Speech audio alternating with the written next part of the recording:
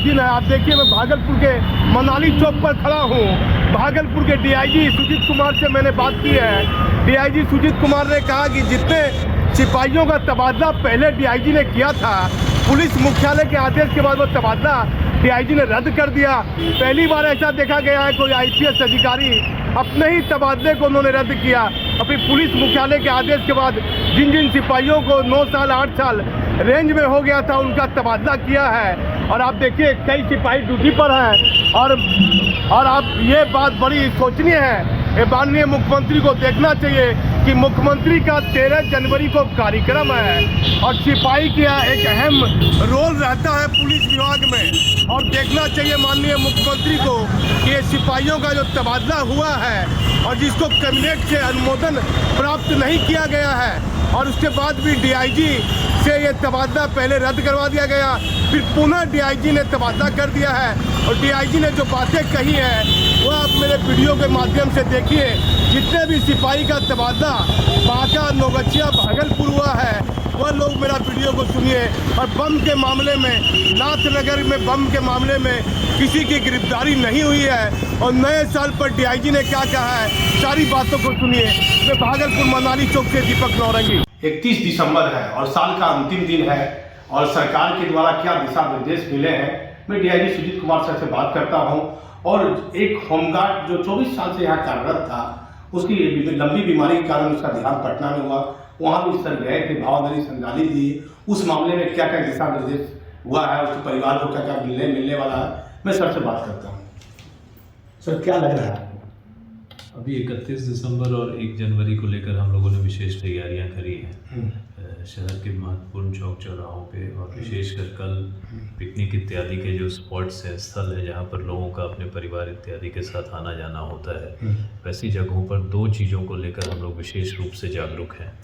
एक कि कोरोना को लेकर जो सावधानियाँ बरती जानी हैं उसको लेकर जागरूकता, साथ ही साथ मास्क इत्यादि का उपयोग सभी लोगों को करने को लेकर हम लोग लगातार चौकस रहेंगे। दूसरा कि इस दौरान कोई शरारती तत्व कहीं पे भीड़ भाड़ इत्यादि में लोगों को परेशान ना कर सके, इसको लेकर विशेष गश्ती की भी व्यवस्था आज और कल के लिए की गई। सर, क्या आपके एक होमगार्ड 24 साल की लगातार आपके यहाँ था, तो आपको भी कहीं ना कहीं उससे संपर्क हो गया भावना में, आप वहाँ गए भी थे, भावभरी श्रद्धांजलि भी दिए, उसके परिवार के लिए क्या कहिएगा इस दुख की घड़ी में? हमारे कार्यालय के एक हमारे सहयोगी गृह रक्षक थे, नित्या राय जी, उनकी मृत्यु अभी बीमारी के कारण हो गई है। और उसमें जो उनकी मृत्यु के पहले भी विभाग की तरफ से उन्हें लगातार सहयोग किया गया है। उनके इलाज इत्यादि के क्रम में भी उनको लगातार विभाग की तरफ से सहयोग मिला है। बट इसके बावजूद ये अनफॉर्चुनेट वाक़या हुआ और उनको हम लोग नहीं बचा सके। उनके दोनों पुत्र बिहार पुलिस में ही कार्यरत हैं और अभी उनको जो भी सरकार की तरफ से मुआवजा इत्यादि की राशि है वो निर्गत कर दी गई है। डीजी होमगार्ड महोदय ने इसमें महत्वपूर्ण पहल किया और उन्होंने अविलंब इस संबंध में आदेश निर्गत किया और जो मुआवजा की राशि इत्यादि है वो सब प्राप्त करा दिया गया है परिवार को। हम सब लोग परिवार को सभी तरह से मदद कर रहे हैं और जो भी सरकारी प्रावधान के तहत उनको सहयोग किया जाना है वो भरसक हम लोग करें। कैसा लगा सर डीजी 24 घंटा में, और आप भी लगातार बात कर रहे थे? नहीं, जो पीड़ित परिवार है वो तो बहुत शोकाकुल था और वैसे समय में हम लोग उनके साथ सभी तरह से सहयोग में खड़े थे और उसमें ये आदेश तुरंत आने से परिवार को इससे बहुत राहत मिली। सर, बम वाला मामला है, इसमें किसी की गिरफ्तारी नहीं हुई है और सीएम का कार्यक्रम है बिहार में, भागलपुर में 13 तारीख को सीएम का, माननीय मुख्यमंत्री का कार्यक्रम है। एक गंभीर मामला है, ये नाथनगर से जुड़ा है। जो बम 2 जगह पर कूड़े के ढेर में मिलने की बात यहाँ घटना प्रतिवेदित हुई है विगत दिनों। दोनों ही मामलों में अनुसंधान चल रहा है और दोनों ही मामलों में कुछ महत्वपूर्ण लीड्स हम लोगों के पास मिले हैं बम विस्फोट के बाद आपको स्मरण होगा कि लगातार 3 दिनों तक बॉम्ब डिस्पोजल स्क्वाड ने कैंप करके पूरे इलाके की सघन छानबीन की थी। एफएसएल के भी टीम के द्वारा वहाँ से महत्वपूर्ण साक्ष्य इकट्ठा किए गए थे और अनुसंधान के क्रम में कुछ लीड्स भी प्राप्त हुए हैं। इनके ऊपर पुलिस काम कर रही है, बहुत जल्द लोगों की गिरफ्तारी भी होगी। क्या आपको लगता है सर, सीएम के लिए क्या कार्यक्रम की क्या तैयारी है? माननीय मुख्यमंत्री का कार्यक्रम रहेगा, जो हम लोग उसी लिए को दिशा निर्देश आपने जारी किया होगा। लगातार हम लोग काम कर रहे हैं इस पर और उनकी सुरक्षा से संबंधित उनके कार्यक्रम स्थल को सुरक्षित रखने की जिम्मेदारी, उनके द्वारा जो बैठक आयोजित की जानी है उसके संबंध में जो तैयारियां हैं वो सब हम लोग कर रहे हैं। सर, सिपाही लोग का तबादला हुआ है पुलिस मुख्यालय के निर्देश के बाद, इस पर क्या कहिएगा? काफ़ी सिपाही आपके चिंतित हैं, क्या कहिएगा? कब से विरमित होना है? नौगछिया बांका रेंज है और सबके मन में एक शहर की स्थिति बनी हुई है। पंचायत चुनाव समाप्त हुआ है और कई लोगों को बोलता है पंचायत चुनाव का पैसा भी सिपाही के अकाउंट में नहीं गया है।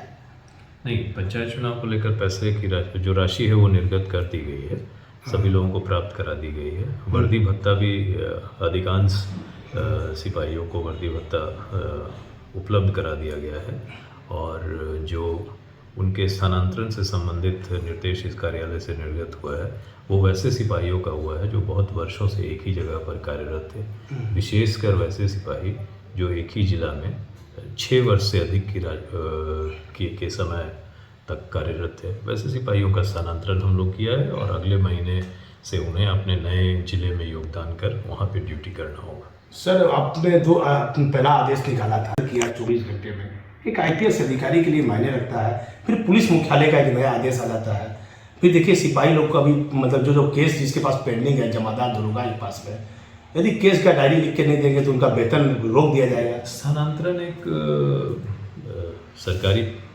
कार्यालय में होने वाला एक रूटीन एक्सरसाइज है और ये लगातार होता रहता है। वैसे लोगों को विशेष करके जो एक ही जगह पर बहुत वर्षों से कार्यरत हैं वैसे लोगों को स्थानांतरित किया गया है और इसमें जो भी निर्देश पुलिस मुख्यालय के प्राप्त हुए हैं उनका 100% अनुपालन। जितने लोगों का स्थानांतरण हुआ है सर, उनसे की स्थिति बनी हुई है, आप कह दीजिए कि क्या उनको नए स्थान पर अपना योगदान कब तक दे देना है? नहीं, उस आदेश में बिल्कुल स्पष्ट लिखा हुआ है कि किनका स्थानांतरण किया गया है, कहाँ किया गया है, कब से योगदान देना है, कब विरमित करना है। ये कहीं से कोई संशय वाली बात होनी नहीं चाहिए उसमें। और सभी लोगों के पुलिस केंद्र में जगह जगह पर इसकी प्रति जो है वो चिपका दी गई है, उन्हें सूचित कर दिया गया है और लगभग लोग, मैं अभी नौगछिया पुलिस लाइन से ही आ रहा हूँ, लगभग सभी जगहों 3 जिलों से उनके नए जिले में योगदान के लिए उन्हें विरमित कर दिया गया। सर, समीक्षा बैठक में नौगछिया 2 बार लगातार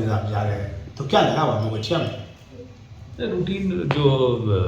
रूटीन कार्य जो वहाँ पे क्या कैसा हो रहा है, केसेस की पेंडेंसी इत्यादि, प्रोहिबिशन, उन पर आज एक बैठक थी तो उसको देखकर मैं अभी आया हूँ, लौटा हूँ। तो क्या लगता है सर कि बम के मामले में कोई आपके द्वारा मॉनिटरिंग की जा रही है? हर एक बिंदु पर आप देख भी रहे हैं, तो कितने लोग बम के मामले में फरार चल रहे हैं, गिरफ्तारी हुई है नहीं हुई है?